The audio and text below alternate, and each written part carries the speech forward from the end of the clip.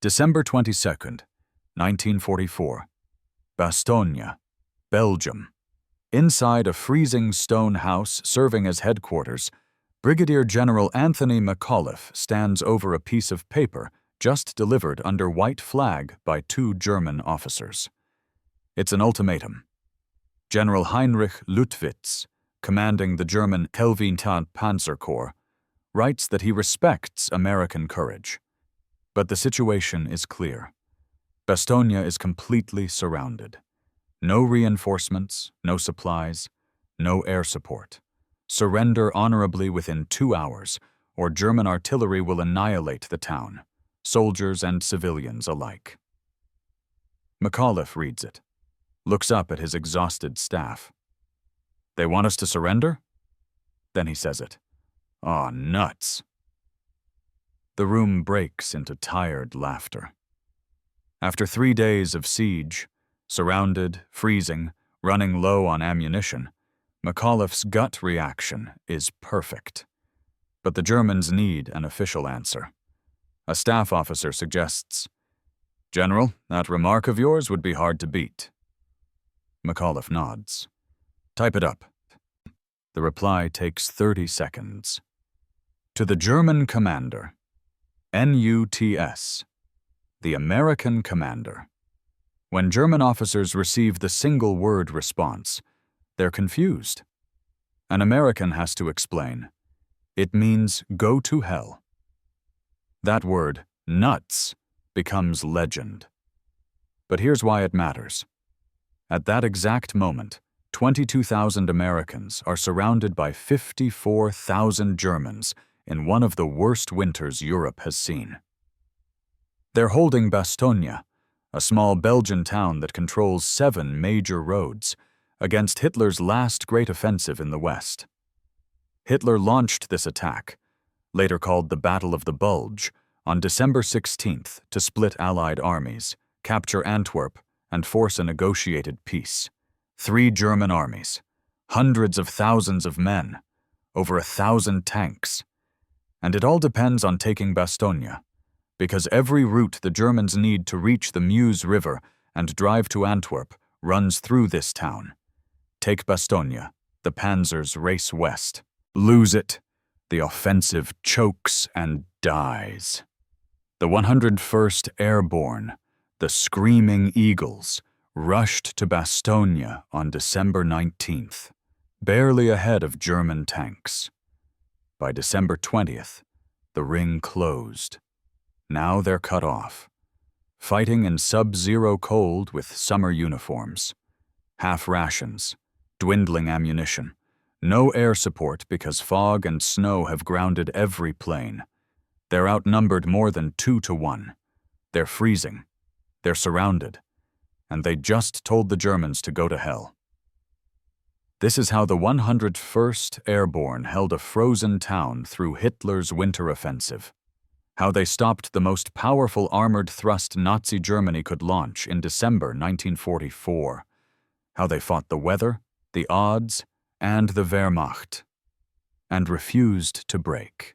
This is nuts at Bastogne. December 16th, 1944. 4 days before Bastogne becomes a trap. At 5:30 a.m., along an 85-mile stretch of the Ardennes forest, German artillery opens fire. Thousands of guns. The barrage lasts 90 minutes, shredding American positions that had been quiet for weeks. Then come the tanks. 3 German armies. The 6th Panzer Army in the north, 5th Panzer Army in the center, 7th Army in the south. Launch forward through the snow and fog. Over 200,000 men, nearly 1,000 tanks and assault guns. Their objective, break through the thin American line, race 60 miles west to the Meuse River, then pivot north to Antwerp. This is Hitler's plan, his last offensive. His final gamble to split the Allied armies and force Britain and America to negotiate while he pivots east to face the Soviets. The Americans call it the Battle of the Bulge, because on maps, the German advance creates a massive bulge in Allied lines. And Hitler chooses the Ardennes for 3 reasons. First, it's lightly defended. The Americans think the dense forest and rough terrain make it a quiet sector. They're wrong. Second, the weather. December 1944 brings one of the coldest, foggiest winters on record. Temperatures drop to 7 below freezing. Heavy cloud cover blankets the region. This weather grounds Allied aircraft. No reconnaissance, GUSAM, no tactical bombing, no resupply. The Germans can move in near total concealment. Third, geography. If the panzers reach the Meuse and drive to Antwerp, the port supplying nearly all Allied operations, they cut the logistical lifeline of the entire Western Front. But there's a problem with Hitler's plan. Roads. The Ardennes is forested highland. Few paved roads. To move tanks, trucks, artillery, and supply columns west at speed, the Germans need every major route they can get. And 7 of those roads meet at one place, Bastogne, a small Belgian market town controlling movement through the southern Ardennes. Whoever holds Bastogne controls the road network. Without it, German columns will jam, and their offensive will stall. On December 16th, German forces smash through the American 28th and 106th Infantry Divisions. Entire regiments are surrounded, overrun, or forced into chaotic retreat. By December 18th, German tanks are racing west, bypassing resistance, closing on Bastogne faster than anyone expected. Allied headquarters realizes if the Germans take Bastogne, this offensive might succeed. They need to hold that town, now, and the only unit that can get there in time is resting 60 miles north in France, exhausted, under strength, missing half its winter gear.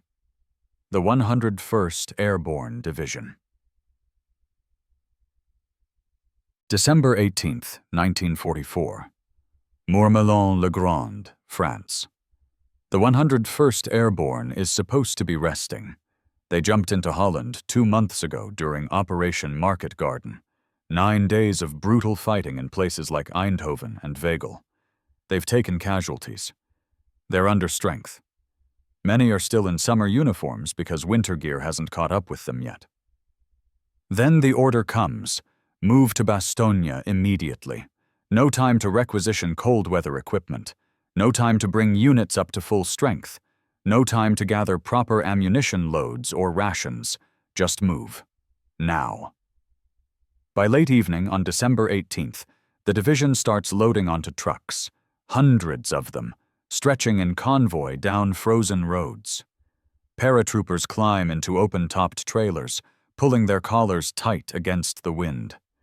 Many are wearing the same jump jackets they wore in Normandy. Some have wool blankets. Most don't. The temperature is dropping toward 0. They drive through the night, headlights off to avoid German aircraft, columns grinding north through the dark toward a town most of them have never heard of. It's a race. On the roads ahead, German armored columns are pushing west. The 26th Volksgrenadier Division is closing on Bastogne from the east. Panzer Lehr Division is swinging around from the south. The 2nd Panzer Division is bypassing to the north, but elements could wheel back if they smell an opportunity.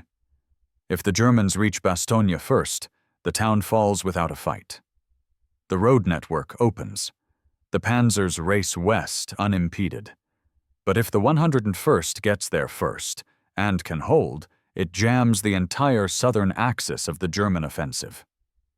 Everything depends on hours. Minutes. The 101st makes it. On December 19th, lead elements of the division roll into Bastogne just as German reconnaissance units probe the outskirts. Behind them, Combat Command B of the 10th Armored Division, tank destroyers, Shermans, armored infantry, arrives to reinforce. Artillery battalions, engineers, medical units, stragglers from shattered divisions streaming west, they all flow into Bastogne as the net begins to close. By nightfall, on December 20th, the ring shuts. German forces have surrounded the town.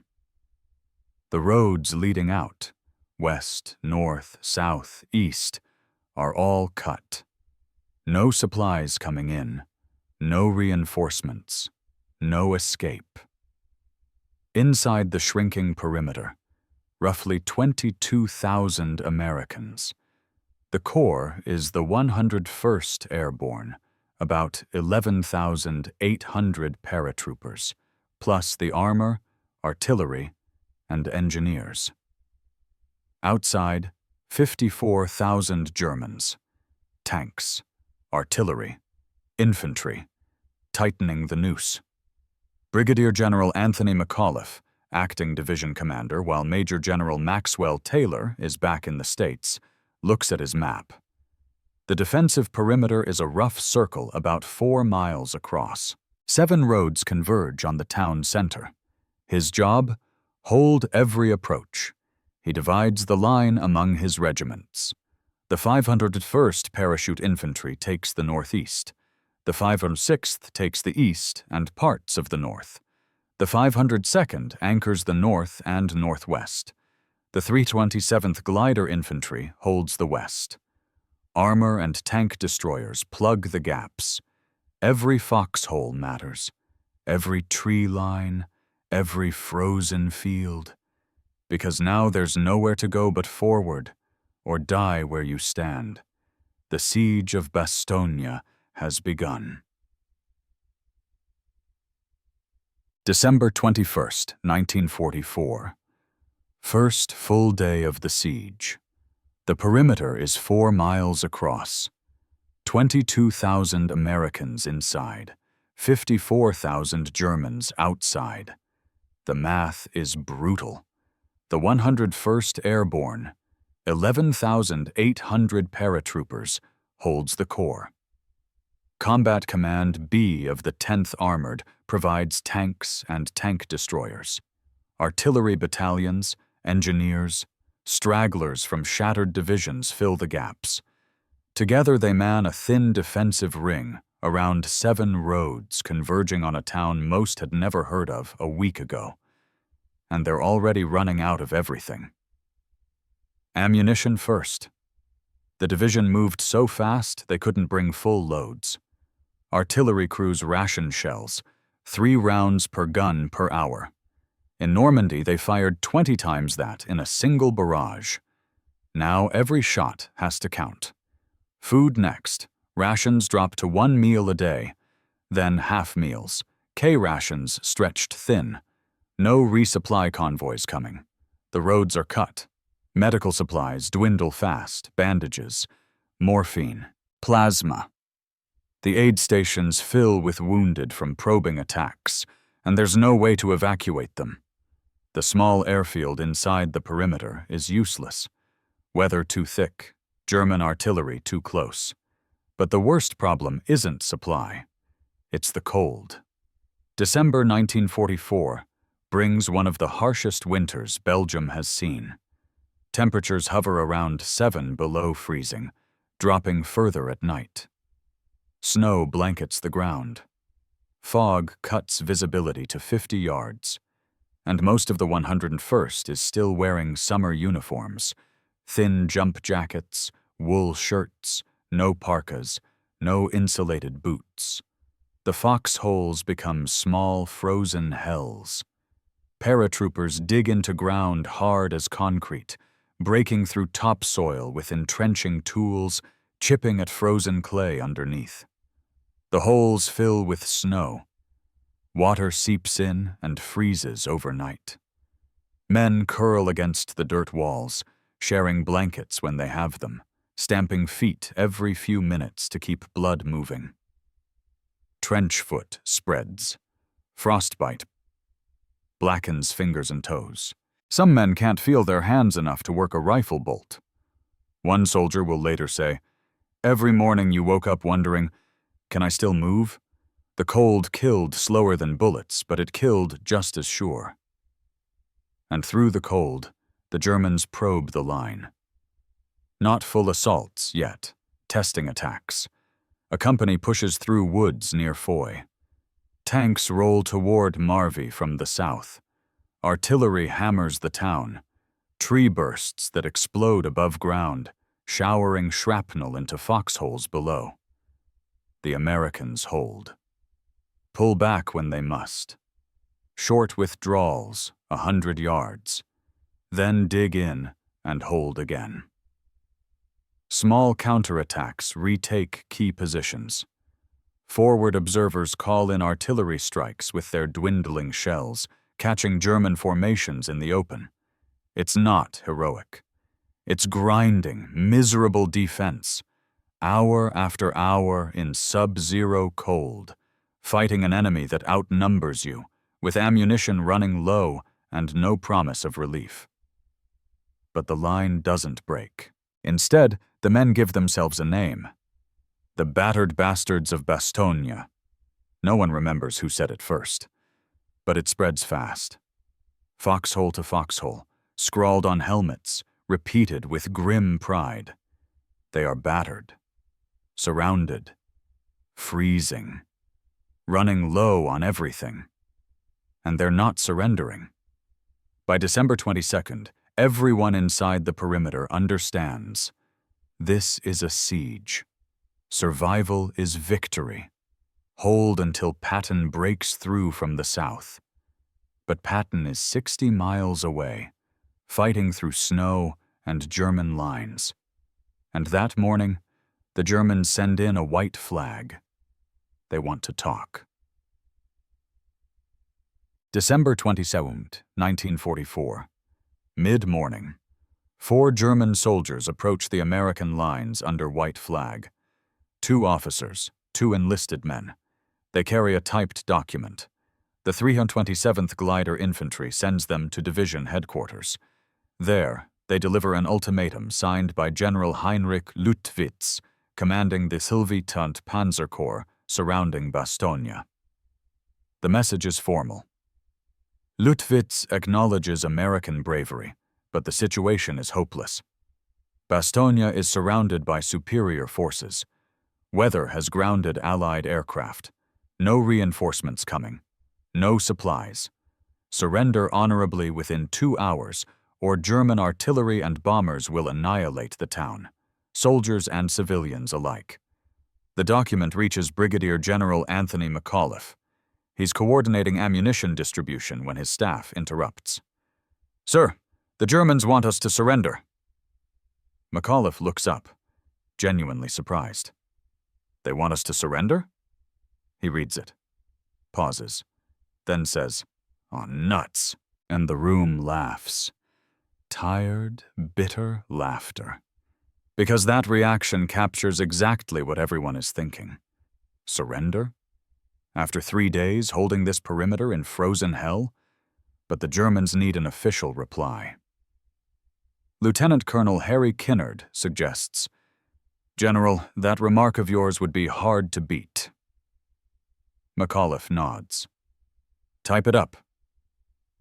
The response is written in 30 seconds. To the German commander, NUTS, the American commander. The German officers stare at the single word, confused. They don't know the slang. Colonel Joseph Harper escorts them back to the lines. One asks what nuts means. Harper answers, "It means go to hell," then adds, "And if you continue attacking, we'll kill every goddamn German that tries to break into this city." The envoys return with the one-word answer. Inside Bastogne, the story spreads like fire through frozen foxholes. McAuliffe told them nuts. Within hours, every man in the perimeter knows. The effect is electric. Because nuts isn't just rejecting surrender, it's a statement of intent. It says, "We know the odds. We know we're surrounded and freezing and low on everything, and we're not going anywhere. In foxholes across the line, men grin despite frostbite and hunger. It becomes something to hold on to, proof their commander understands what they're enduring and won't give an inch.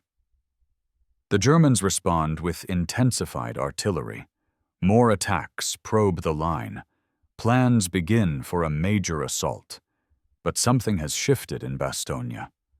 One word has become a symbol, not of bravado, but of stubborn refusal to quit when quitting makes sense.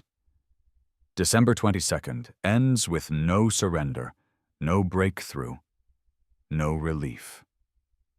Just another frozen night, another day closer to running out of ammunition. But morale holds. Because if your general can tell 54,000 Germans to go to hell with one word, you can hold your foxhole one more night. The problem, you can't hold forever on morale alone. You need ammunition, food, medical supplies. You need air support. And for that, you need one thing the 101st hasn't seen in 3 days: clear skies. December 23rd, 1944. Morning. Something is different. The fog that smothered Bastogne for 3 days is lifting. Gaps open in the cloud cover. Then patches of blue. For the first time since the siege began, men in foxholes can see the sky. In headquarters, McAuliffe gets the weather report. Clear skies expected all day. He radios Inc. Troop Carrier Command immediately. We need resupply, now. At airfields across France and England, C-47 transports, the same planes that dropped paratroopers over Normandy, are loaded with everything Bastogne is running out of: ammunition, medical supplies, food, blankets. By mid-morning, they're airborne. Inside the perimeter, soldiers hear them first, the drone of engines. Distant, then louder. Men look up from foxholes, shading their eyes. Then they see them. C-47s in formation, flying low. Bellies open. Parachutes bloom. Red, white, yellow, blue. Hundreds drifting down over snow-covered fields. Each carries a bundle: ammunition crates, artillery shells, plasma, morphine, K-rations. Soldiers scramble from foxholes, running through snow to grab bundles before German artillery can target them. Artillery crews tear into crates and start stacking shells. Medics rush plasma to aid stations. Riflemen reload magazines without counting every round for the first time in days.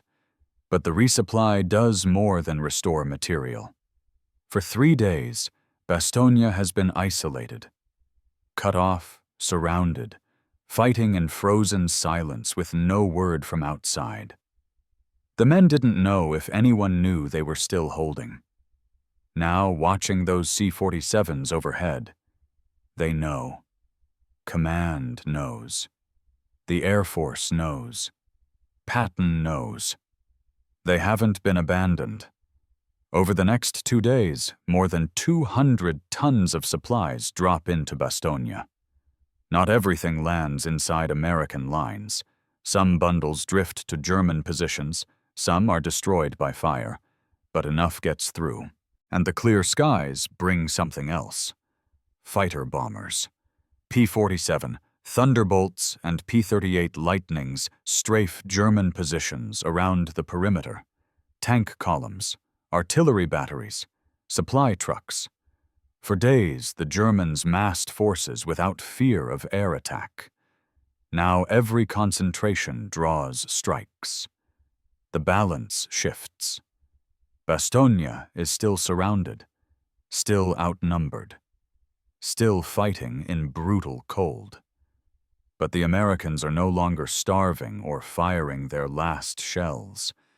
They have ammunition, air support, time. Time to hold until Patton breaks through. But clear weather cuts both ways. If American planes can fly, German commanders can see American positions clearly and mass armor for one final push.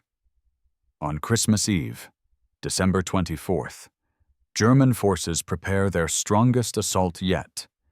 Hitler wants Bastogne taken before Patton arrives. The 26th Volksgrenadier Division, reinforced by elements of Panzer Lehr and the 15th Panzer Grenadier Division, will strike the western sector in force. The real test is coming.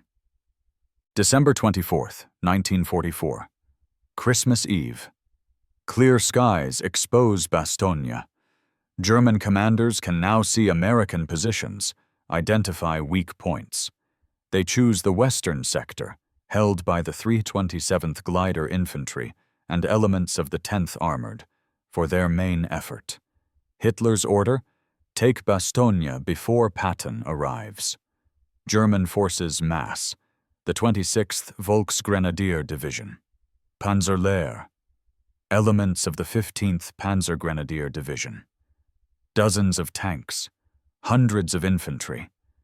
This is the strongest assault yet. The attack begins after dark. Artillery opens, sustained barrage, heavier than anything the Americans have faced. Tree bursts explode above foxholes. High explosive shells slam into frozen ground. Then the tanks roll through villages northwest of town, Champs, Hemroule, trying to punch through the seam between American units. The 327th Glider Infantry holds the line.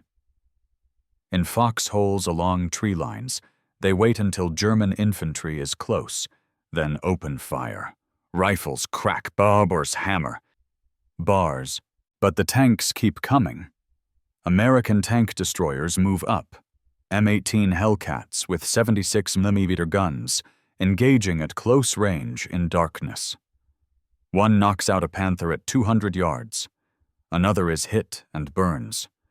Artillery crews fire over open sights, 105mm howitzers aimed directly at German armor because there's no time for anything else.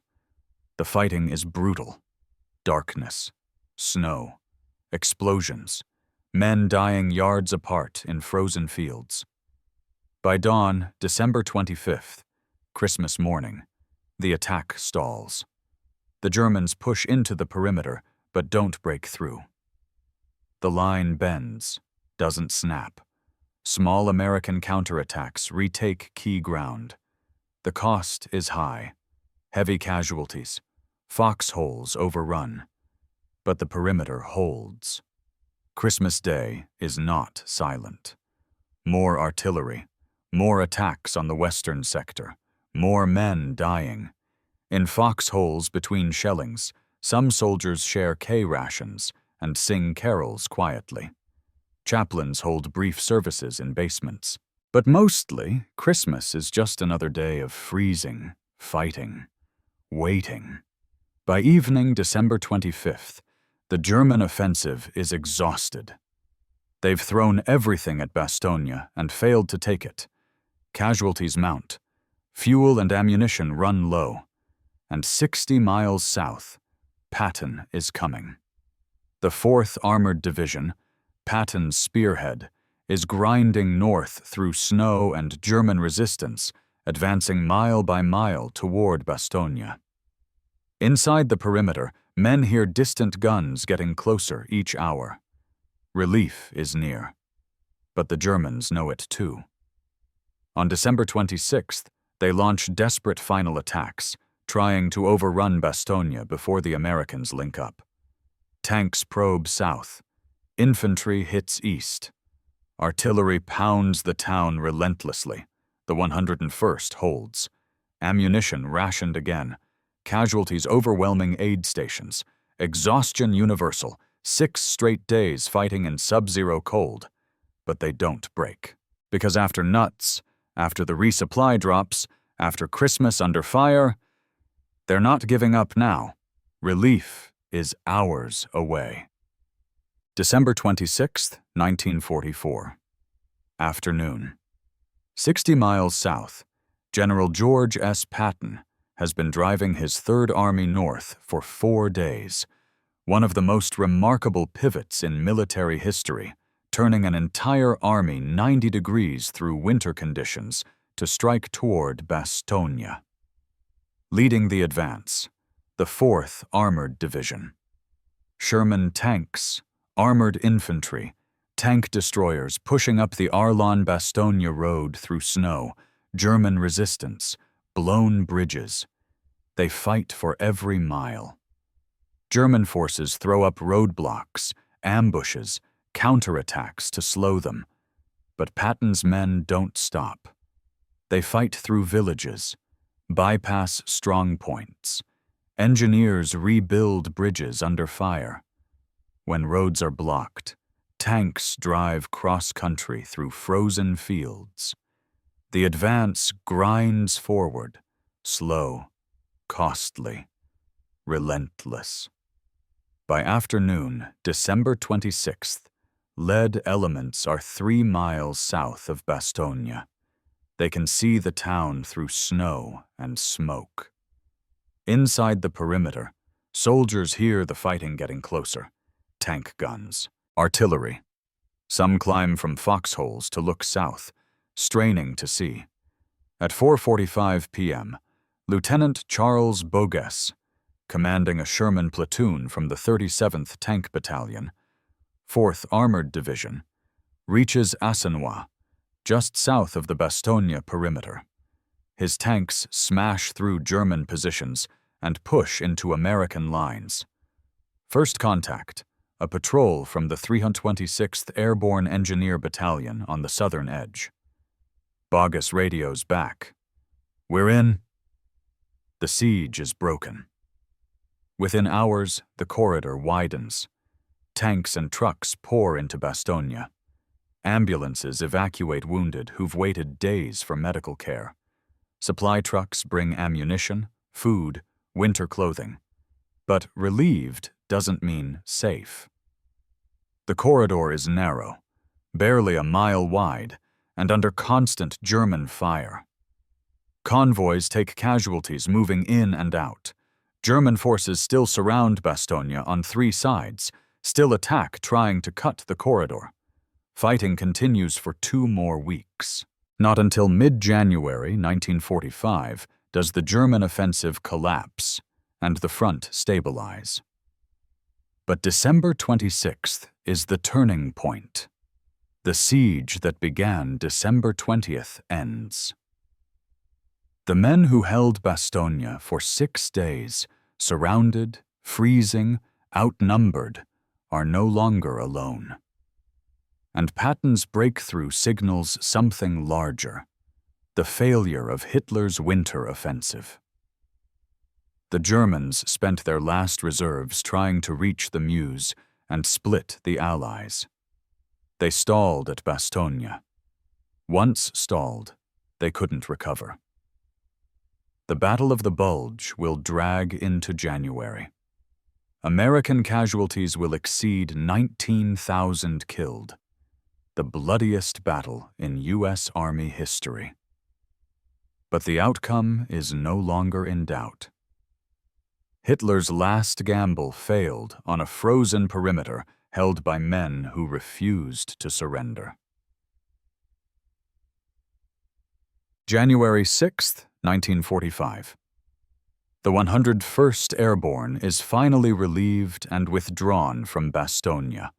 They've been in combat for 19 straight days, 6 under siege, then 2 more weeks holding and expanding the corridor. When they march out, they barely resemble the division that rushed in on December 19th. The butcher's bill is brutal. From December 19th, 1944 to January 6th, 1945, the 101st Airborne suffers approximately 341 killed in action, 1,691 wounded, and 516 missing.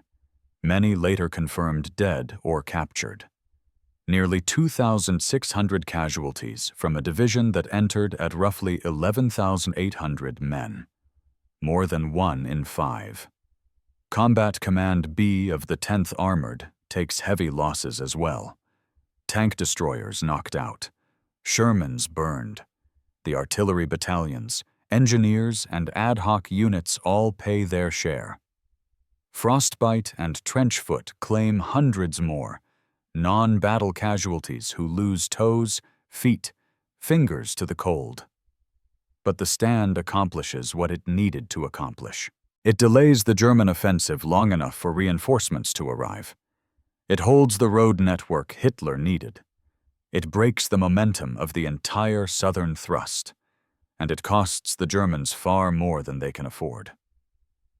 German forces around Bastogne, the 26th Volksgrenadier Division, Panzer-Lehr, elements of multiple divisions, take catastrophic losses. Tanks destroyed. Infantry shattered. Ammunition and fuel expended for nothing. By mid-January, when the Bulge ends, Germany has lost its last operational reserve in the West. Those divisions will never recover.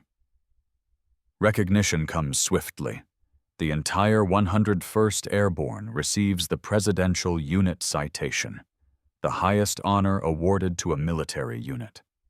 The citation streamer reads, Bastogne.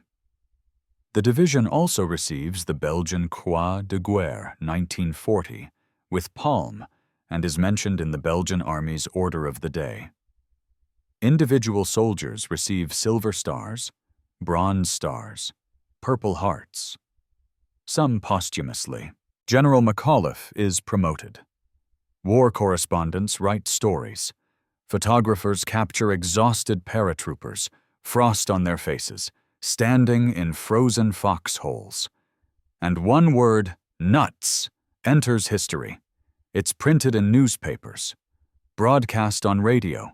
It becomes shorthand for American defiance, refusing to quit when logic says you should. Decades later, the reply is taught in military academies as leadership under pressure. Museums display the original typed letter. But for the men who held Bastogne, the meaning was always simple. We're staying. No matter the odds, the cold, or how many Germans surround us. We're staying. December 22, 1944. One word. 4 letters. Nuts! It wasn't the most eloquent reply in military history. It wasn't poetic. It wasn't even particularly clever. But it was perfect. Because nuts captured something essential about what happened at Bastogne. Something that goes beyond tactics, beyond strategy, beyond the math of 22,000 against 54,000.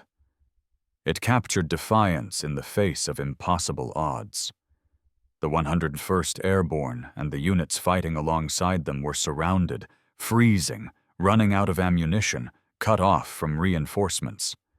By every logical calculation, they should have surrendered or been destroyed.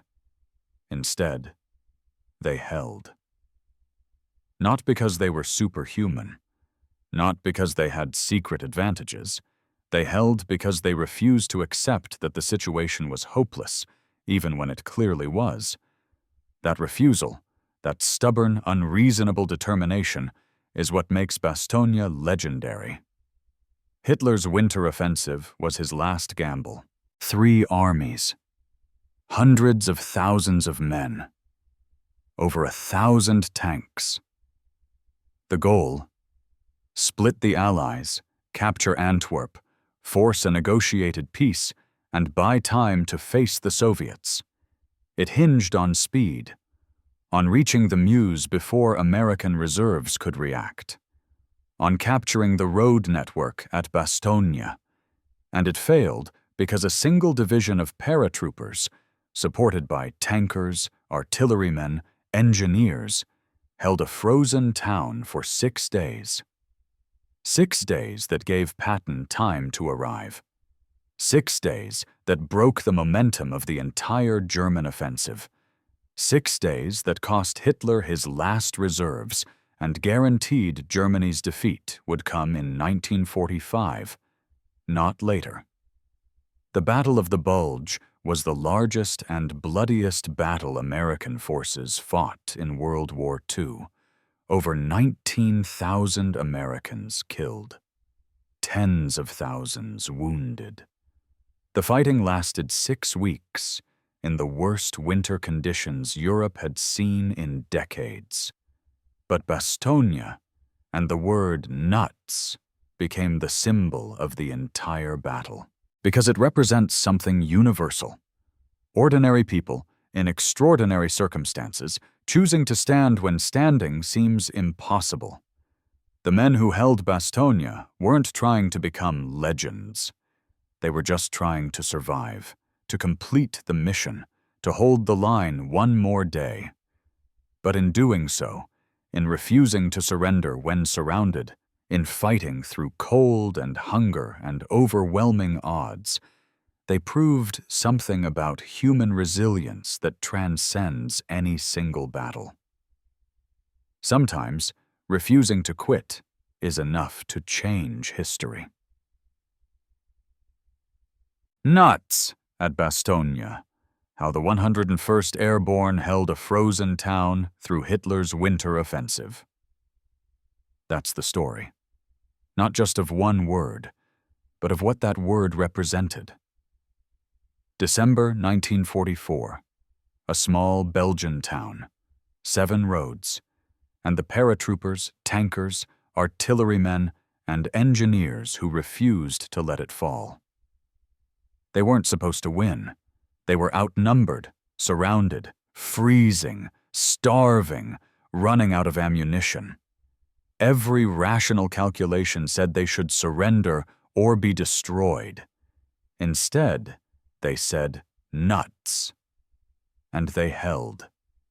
For 6 days under siege, through sub-zero cold and constant artillery, through German tank assaults and infantry attacks, through Christmas under fire. They held until Patton arrived. They held until the corridor opened. They held until Hitler's last offensive broke against their frozen perimeter. The cost was 341 dead, nearly 1,700 wounded, hundreds more lost to frostbite and cold. But they stopped the German drive to the Meuse. They broke the momentum of the Bulge. They proved that determination and discipline could overcome impossible odds. Bastogne wasn't the biggest battle of World War II. It wasn't the longest siege or the bloodiest fight. But it became the most legendary because of one word that captured the spirit of everyone who fought there. Nuts, a refusal, a challenge, a promise. We're not surrendering. We're not retreating. We're staying right here, no matter what you throw at us. That's why Bastogne still matters. That's why nuts is still taught in military academies, displayed in museums, remembered 80 years later. Not because it was clever, but because it was true. The men of the 101st Airborne and the units who fought alongside them at Bastogne weren't heroes because they said one defiant word. They were heroes because they backed it up, with blood, with suffering, with 6 frozen days that changed the war. If you want more stories like this, battles where ordinary soldiers did extraordinary things, where a single decision changed history, where courage mattered more than firepower, leave a comment, hit subscribe, and let me know what you want to hear next. Because history is full of moments like Bastogne. Moments where everything hung in the balance. Moments where a few people refused to quit. And those moments deserve to be remembered.